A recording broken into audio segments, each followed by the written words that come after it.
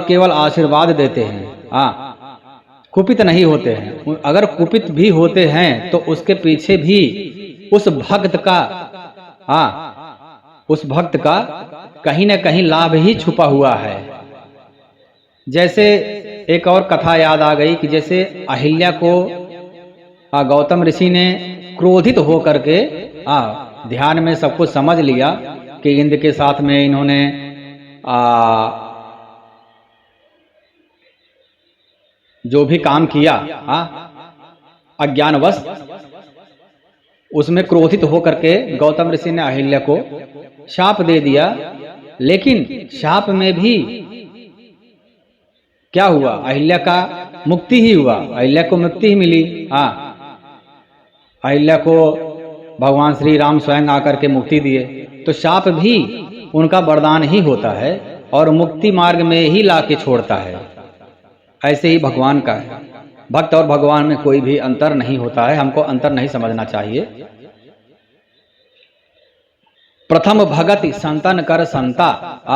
भक्ति का पहला लक्षण यह संतों का संग करना। तो संतों अर्थात संतों का यदि हम संग कर रहे हैं तो अर्थात परम ब्रह्म की कृपा है। बिन हरि कृपा मिले नहीं संता। परम ब्रह्म की कहीं न कहीं हमारे ऊपर बहुत बड़ी कृपा है कि हमको संतों का संग मिला है। संग से ही हमारे अंदर भक्ति का विकास होता है। जैसे अजामिल उद्धार भी ऐसे ही है। अजामिल को भी संतों का संग मिला। फिर संतों में से एक संत ने बोला कि तुम कुछ मत करो, अपने एक पुत्र का नाम नारायण रख दो। बस संतों का संग ही तो मिला था। तो अजामिल ने नारायण रख दिया और बाद में अजामिल उद्धार हो गया, जो कथा हम लोग आज सुनते हैं, सबको पता है। तो इसी प्रकार से भगवान नारायण ने अपने मन में विचार किया कि हमारे भक्त नारद का अहंकार नष्ट करना बहुत ही जरूरी है। लक्ष्मीपति नारायण ने अपनी माया को प्रेरित किया और एक माया रची। बिचरे मग महु नगर तेहि सतजोजन विस्तार। श्रीनिवासपुर ते अधिक रचना विविध प्रकार। श्री हरि की माया ने रास्ते में 100 योजन 400 कोस अर्थात 400 कोस का नगर रच दिया। भगवान नारायण ने अपनी माया से उस नगर की भांति भांति रचनाएं लक्ष्मी निवास भगवान विष्णु के नगर वैकुंठ से भी अधिक सुंदर थी। भगवान नारायण ने अपने वैकुंठ से भी अधिक सुंदर नगर की रचना कर दिया अपनी माया से। उस नगर में ऐसे सुंदर नगर नर नारी बसते थे, मानो बहुत से कामदेव और उनकी स्त्री रति ही मनुष्य शरीर धारण करके वहां पे आ रही हो, वहां पे बस गई हो। उस नगर में शील निधि नाम का राजा रहा करता था। शील निधि राजा था, जिसके यहाँ असंख्य घोड़े, हाथी और सेनाएं थी। उसका वैभव सब इंद्रों के समान था। वह रूपवान, तेजवान, बलवान, नीति का घर था। उसके विश्वमोहिनी नाम की एक रूपवती कन्या थी, जिसके रूप को देखकर लक्ष्मी जी भी मोहित हो जाएं। वह कन्या रूपवती माता लक्ष्मी से भी अधिक सुंदर थी। और वो जो नगर था वह वैकुंठ से भी अधिक सुंदर था। और वहां के जो लोग थे कामदेव और रति से भी अधिक सुंदर थे। सब कुछ अति था अर्थात, और जहां पर अति होता है कुछ असमंजस हो मन में, यहाँ इतना ज्यादा सुंदर क्यों है, वहां पे थोड़ा हमको संभल कर चलना चाहिए। ये एक प्रैक्टिकल एक्सपीरियंस है।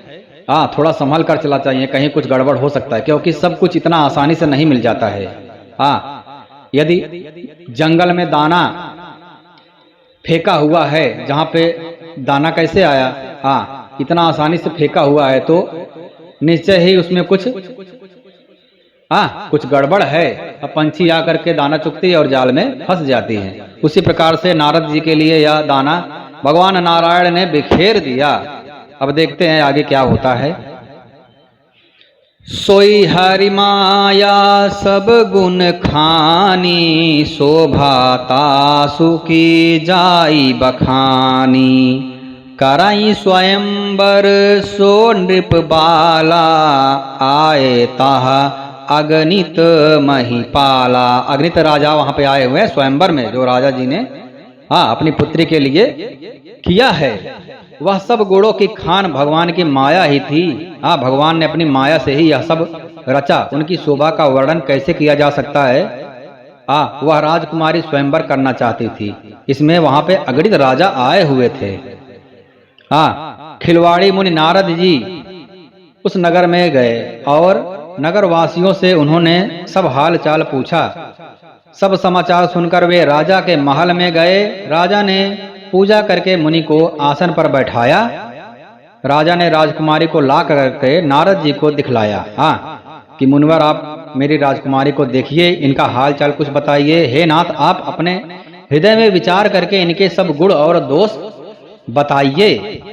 उनके रूप को देख करके मुनि वैराग्य भूल गए। नारद जी अपना वैराग्य भूल गए, क्योंकि वह रूप विश्वमोहिनी जो थी वह माता लक्ष्मी से भी अधिक सुंदर थी। भगवान ने ऐसी ही माया रची कि उसको देखते ही नारद जी अपना वैराग्य भूल पड़े। बड़ी देर तक उनकी ओर देखते ही रह गए, सब कुछ भूल गए। उनके लक्षण देखकर मुनि अपने आप को भी भूल गए। हृदय में हर्षित हो उठे और प्रकट रूप में उन लक्षणों को नहीं कहा।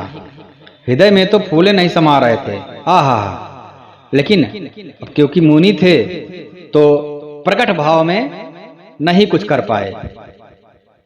लक्षणों को सोचकर वे मन में कहने लगे कि जो इसे ब्याहेगा, जो उस सुंदर विश्वमोहिनी से विवाह करेगा, वह अमर हो जाएगा और रणभूमि में कोई भी उसे जीत नहीं सकता। यह शिलानिधि राजा की कन्या जिसको वरेगी, वह चर अचर जीव उसकी सेवा करेंगे। शिलानिधि राजा की जो कन्या से विवाह करेगा उसकी सब सेवा करेंगे और उसको कोई जीत भी नहीं सकता। सब लक्षणों को विचार कर मुनि ने अपने हृदय में रख लिया और राजा से कुछ अपनी ओर से बना करके कह दिया। राजा से लड़की के सुलक्षण कहकर नारद जी चल दिए। उनके लक्षण बता दिए कि यह इस प्रकार की है और चल दिए। पर उनके मन में यह चिंता थी कि मैं जाकर सोच विचार कर अब वही उपाय करूंगा जिससे यह कन्या मुझे ही वर करे।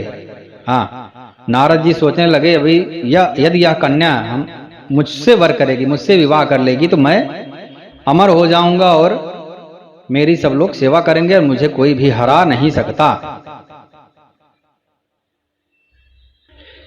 एहि अवसर चाहिए परम शोभा रूप विशाल, जो बिलो किरी जय कुंवारी तब मिलय जयमाल।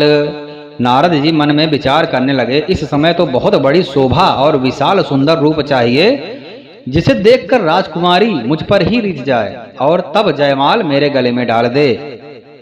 एक काम करूं, भगवान से सुंदर कौन हो सकता है? भगवान से सुंदरता मांग लूं।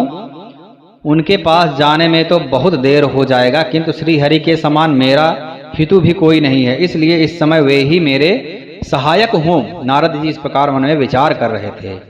उस समय नारद जी ने भगवान की बहुत प्रकार से विनती की। बहुविधि विनय कीन्ह तेहि काला, प्रगटेऊ प्रभु कौतुकी कृपाला। तब लीलामल कृपाल प्रभु हरि प्रकट हो गए। स्वामी को देखकर नारद जी ने नेत्र शीतल हो गए और वे मन ही मन में बहुत ही हर्षित हुए। नारद जी ने बहुत दीन होकर के कथा सुनाई और प्रार्थना की कि कृपा कीजिए, कृपा करके मेरी सहायता कीजिए। हे प्रभु, आप अपना रूप मुझको दे दीजिए और किसी प्रकार मैं उस राजकन्या को नहीं पा सकता। जो यह रूप है मेरा, इस रूप में से वो राजकन्या नहीं मिलेगी। अगर आप अपना रूप दे देंगे तो निश्चय ही बरमाला मेरे गले में डाल देगी, क्योंकि आपसे सुंदर तो कोई है ही नहीं। हे नाथ, जिस तरह मेरा हित हो, जेहि विधि नाथ होय हित मोरा, करहु सुबेगु दासु मैं तोरा। यह बात नारद जी ने बहुत ही अच्छा बोला। हे नाथ, जिस तरह मेरा हित हो आप वही शीघ्र कीजिए, मैं आपका दास हूँ। अपनी माया का विशाल बल देख दीन दयाल भगवान मन ही मन हंसकर बोले, जेहि विधि होई परम हित नारद सुनहु तुम्हार, सोई हम करब न आन कछु बचन न मृषा हमार। हे नारद सुनो, जिस प्रकार आपका परम हित होगा हम वही करेंगे, दूसरा कुछ नहीं करेंगे। हमारा यह वचन असत्य नहीं होगा। हाँ, भगवान नारायण बोल दिए हम वही करेंगे। अरे भगवान नारायण ने ही उनके हित के लिए ही तो यह सारा माया जाल रचा कि उनका अहंकार तोड़ा जाए। तो निश्चय ही भगवान नारायण जिस प्रकार नारद जी का हित होगा वही करने का पूरा प्लानिंग भगवान नारायण ने किया है पहले से ही। तो ये योगी मुनि, भगवान नारायण अब उनको योगी बोल रहे हैं।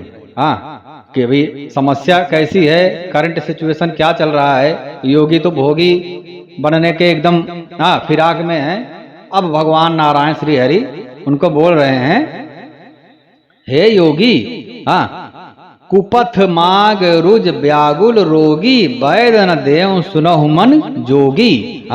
हे योगी मुनि सुनिए, रोग से व्याकुल रोगी कुपथ मांगे तो वैद्य उसे नहीं देता। इसी प्रकार मैंने भी तुम्हारा हित करने की ठान ली है। ऐसा कहकर भगवान अंतर ध्यान हो गए। अब यहाँ पर सोचने वाली बात है, गोस्वामी तुलसीदास जी ने कितना सुंदर लिखा है। यदि कोई बीमार है और समझिए उसको वो बोलेगा कि भाई मुझे सुई मत लगाओ, एक जैसा मत लगाओ, मुझे कड़वा दवा मत दो, तो क्या करता है वैद्य? क्या उसको इंजेक्शन नहीं लगाएगा? यदि आवश्यकता है तो क्या कड़वा दवाई नहीं देगा?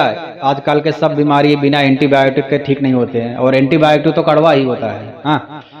तो कितना भी रोगी बोलता है, लेकिन डॉक्टर तो वही काम करेगा जो उसे करना चाहिए। जय विधि नाथ ही होय हित मोरा, जय विधि उस पेशेंट का हित होगा, डॉक्टर वही काम करेगा। तो यही भगवान नारायण ने भी बोल दिया कि भाई जैसे ही वैद्य वही करेगा जो वैद्य को करना है, रोगी भले ही उसको कुछ भी मांगे, जो उसके लिए हित होगा वैद्य वही करने वाला है। यही भगवान नारायण ने भी किया। तो माया के वशीभूत हुए मुनि ऐसे मूढ़ हो गए कि वे भगवान की स्पष्ट वाणी को भी ना समझ सके। इतना स्पष्ट जो कि भगवान श्री नारद जी सबको समझाते फिरते हैं, लेकिन इस समय माया का पर्दा ऐसा पड़ गया, माया से अज्ञान आता है, ज्ञान का विनाश हो जाता है। शायद इसीलिए भगवान नारायण ने इतना स्पष्ट बोला, फिर भी नारद जी को समझ नहीं आया। योगी भी बोल दिया फिर भी समझ में नहीं आया। तो उनके अंदर माया का पर्दा पूर्ण रूप से पड़ चुका था। राजा लोग खूब सज धज करके समाज सहित अपने अपने आसन पर बैठे थे। स्वयंवर चल रहा था।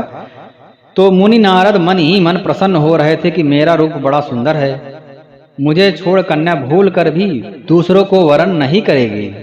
इतना विश्वास था उनको।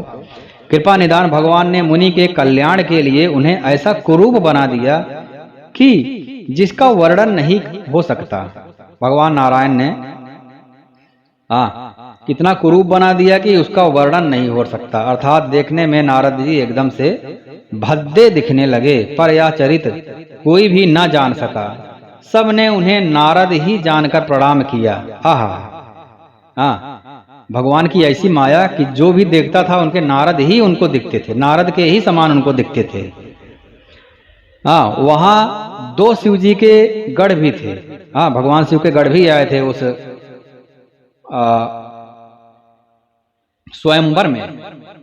वे सब भेद जानते थे और ब्राह्मण का वेश बनाकर सारी लीला देखते फिरते थे। वे भी बड़े मौजी थे। भाई शिवगढ़ थे तो उनको तो सब पता होगा ही कि क्या चल रहा है। नारद जी अपने हृदय में रूप का बड़ा अभिमान लेकर जिस समाज में बैठ रहे थे, वो ये शिव जी दोनों गढ़ भी वहीं बैठ जाते थे। शिव जी के दोनों गढ़ तो मजे ले रहे थे।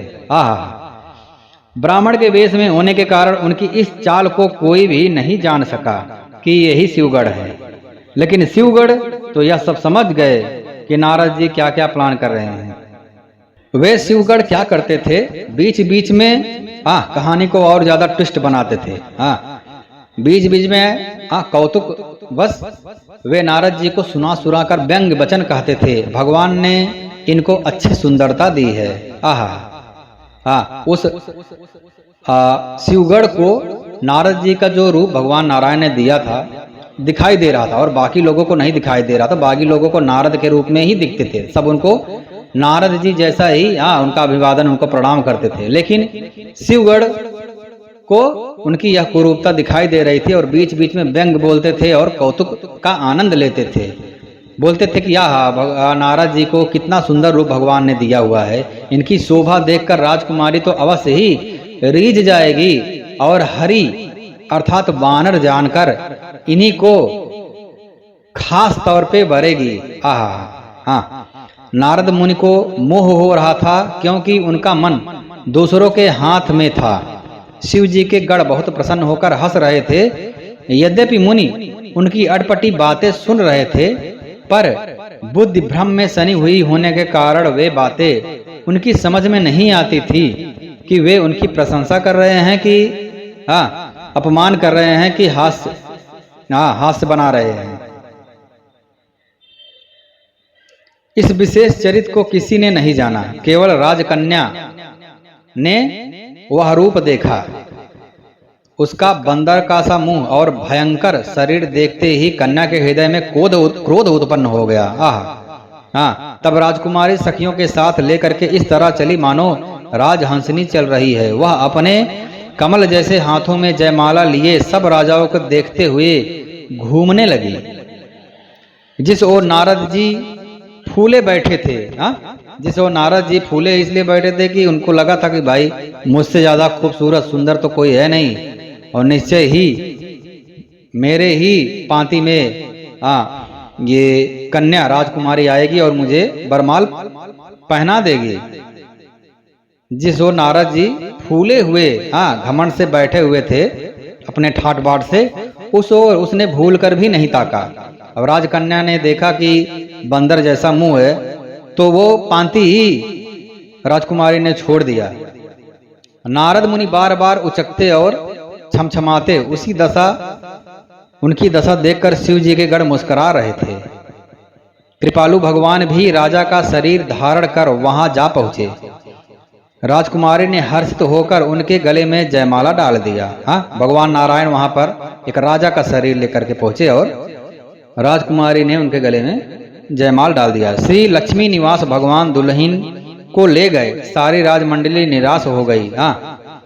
मोह के कारण मुनि की बुद्धि नष्ट हो गई थी, इससे वे राजकुमारी को गई देख बुद्धि नारद जी ने सोचा अरे राजकुमारी तो अपने हाथ से निकल गई, इसको तो कोई और लेके चला गया। बहुत ही विकल हो गए, मानो गांठ से छूटकर मणि गिर गई हो, जैसे कोई मणि गिर गई हो। तब शिव जी के गणों ने मुस्कुराकर कहा, जाकर दर्पण में अपना मुंह देख लीजिए। ऐसा कहकर वे दोनों बहुत भयभीत होकर भागे। मुनि ने जल में झांक कर अपना मुंह देखा। अपना रूप देखकर नारद जी बहुत ही क्रोधित हो गए। उन्होंने शिव जी के उन गणों को अत्यंत कठोर शाप दिया। नारद जी ने शाप दे दिया, हो निशाचर जाई तुम कपटी पापी दो, हसे हूँ हम सो ले हूँ फल बहुरी हसे मुनि को।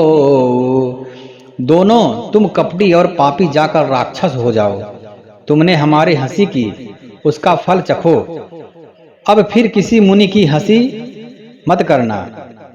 नारद जी ने शाप दे दिया, जाओ राक्षस हो जाओ। मुनि ने फिर जल में देखा तो उन्हें अपना असली रूप प्राप्त हो गया। तब भी उन्हें संतोष नहीं हुआ। नारद जी को नारद जी का असली रूप प्राप्त हो गया, तब भी संतोष नहीं हुआ कि राजकुमारी तो गई हाथ से। उनके ओंठ फड़क रहे थे, मन में क्रोध, बहुत ज्यादा क्रोध था। तुरंत ही वे भगवान कमलापति के पास चले और जा करके या तो शाप दूंगा या तो प्राण दे दूंगा। नारद जी ने सोचे या तो मैं शाप दे दूंगा उनको या तो मैं खुद ही मर जाऊंगा, क्योंकि मेरे हाथ से राजकुमारी निकल गई। अभी देखिए इतना बड़ा भयंकर विचार नारद जी के मन में आ सकता है। उन्होंने जगत में मेरी हंसी कराई। दैत्यों ने शत्रु भगवान हरि उन्हें बीच रास्ते में ही मिल गए थे, साथ में लक्ष्मी जी और वहीं राजकुमारी भी थी। भगवान नारायण ने मेरी हंसी कराई, इसका उनको ज्यादा दुख हो गया। देवताओं के स्वामी भगवान ने मीठी वाणी में कहा, हे मुनि, व्याकुल की तरह कहाँ चले। ये शब्द सुनते ही नारद जी को बहुत ही ज्यादा क्रोध आ गया। माया के वशीभूत होने के कारण मन में चेत नहीं रहा, अपना आपा खो बैठे। बोलते हैं ना, अपना आपा खो बैठे, अपना नियंत्रण खो बैठे। मुनि ने कहा, तुम दूसरों की संपदा नहीं देख सकते, तुम्हारे ईर्षा और कपट बहुत हैं। हाँ, नारद जी ने नारायण को ही समझाना प्रारंभ कर दिया। हाँ, समुद्र मथते समय तुमने शिव जी को बावला बना दिया और देवताओं को प्रेरित करके उन्हें विषपान कराया। हाँ, कुछ भी अनाप शनाप बकना चालू कर दिए नारद जी। शिव जी को आपने बावला बना दिया और उनको विषपान करा दिया। हाँ, असुरों को मदिरा और शिव जी को विष देकर तुमने स्वयं लक्ष्मी और सुंदर कौस्तुभ मणि ले ली। तुम बड़े धोखेबाज हो और मतलबी हो, सदा कपट का व्यवहार करते हो। आहा, नारद जी तो एकदम फॉर्म पे आ गए। तुम्हें परम स्वतंत्र हो, सिर पर तो कोई है नहीं। इससे जब जो मन में भाता है वही करते हो, भले को बुरा और बुरे को भला कर देते हो। हृदय में हर्ष विषाद कुछ भी नहीं लाते, सबको ठग ठग कर परख गए हो, अत्यंत निडर हो गए हो। इसी से मन में सदा उत्साह रहता है, शुभ अशुभ कर्म तुम्हें बाधा नहीं देते। अब तक तुमको किसी ने ठीक नहीं किया। ये सब नारद जी के वचन हैं। अब तक आपको किसी ने ठीक नहीं किया।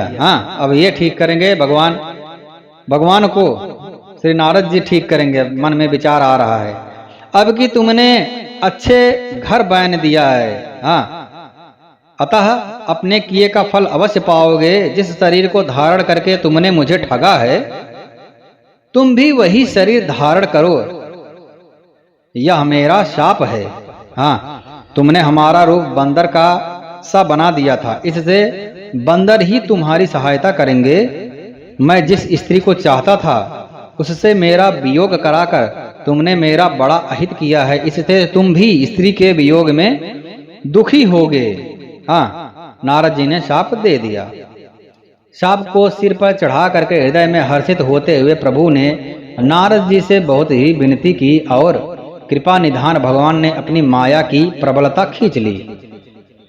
तब भगवान ने अपनी माया को हटा दिया। तब वहां न लक्ष्मी ही रह गई और न राजकुमारी। तब मुनि ने अत्यंत भयभीत होकर श्री हरि के चरण पकड़ लिए और कहा, हे शरणागत के दुखों को हरने वाले, मेरी रक्षा कीजिए। उसके बाद जब भगवान ने अपनी माया खींची, तब नारद जी को भान हुआ वहां पर न तो राज्य रह गया, न तो राजा रह गए, न तो स्वयंवर में बैठे हुए राजा रह गए, न तो राजकुमारी रह गई।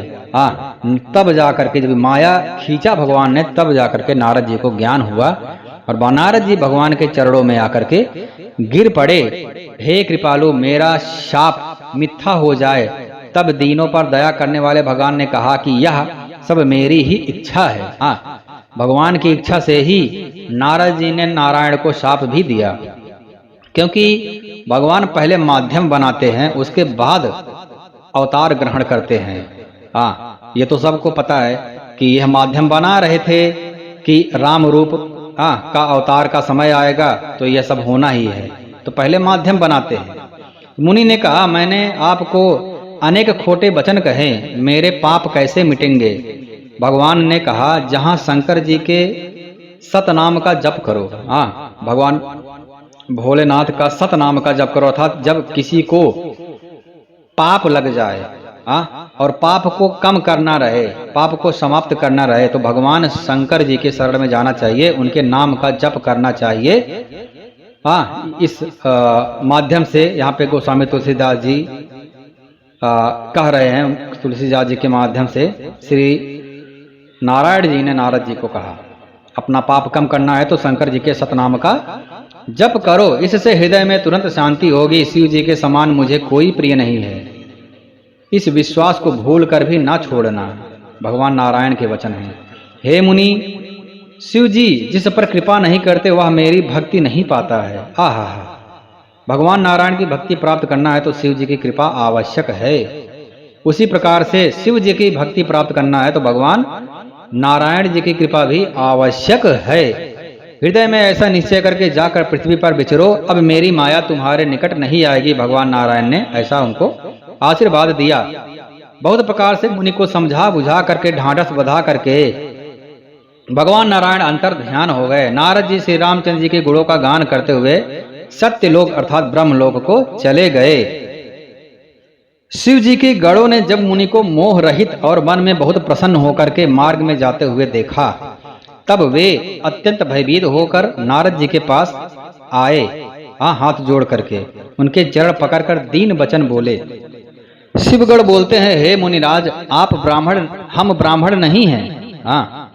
हम ब्राह्मण नहीं हैं, शिव के गण हैं। हमने बड़ा अपराध किया जिसका फल हमने पा लिया है। हे कृपालु, आप शाप दूर करने की कृपा कीजिए। दीनों पर दया करने वाले नारद जी ने कहा, तुम दोनों जा करके राक्षस हो, तुम्हें महान ऐश्वर्य, तेज और बल की प्राप्ति हो। तुम अपनी भुजाओं के बल से जब सारे विश्व को जीत लोगे, तब भगवान विष्णु मनुष्य का शरीर धारण करेंगे। युद्ध में श्री हरि के हाथ से तुम्हारी मृत्यु होगी, जिससे तुम मुक्त हो जाओगे। भगवान नारद जी ने, जो शिवगण थे जिनको नारद जी ने शाप दिया था, उनके मुक्ति का मार्ग भी बता दिया। फिर संसार में जन्म ही लोगे। वे दोनों उनके चरण में सिर नवाकर चले गए और समय पाकर राक्षस हो गए। बाद में भगवान नारायण ने उनको मुक्ति प्रदान किया।